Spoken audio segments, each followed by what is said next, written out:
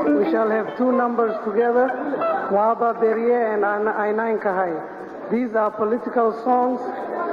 From Waba Berie, you have the name of the musical group Waberi. The song says, a new breeze is breaking, a new dawn is breaking. It's a pleasant morning, a day of majesty and grandeur, a day of rejoicing for those who initiated the noble struggle for liberation, a day of good harvest for those who joined the battle, and for those who refused to fight on the side of the people and trusted their departing enemies. It is a day of darkness, gloom, and destruction.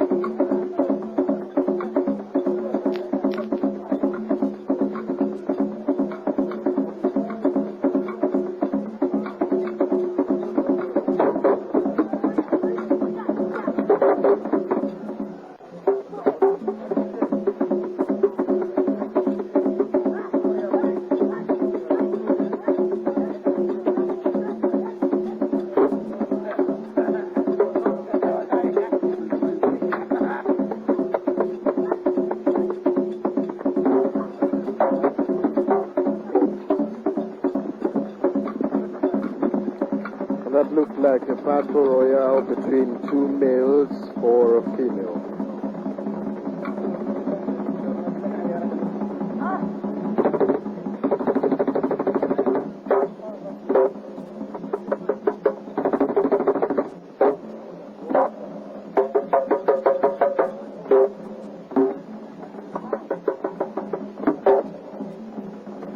And so like every woman who needs protection, the more powerful man wins the admiration of the lady.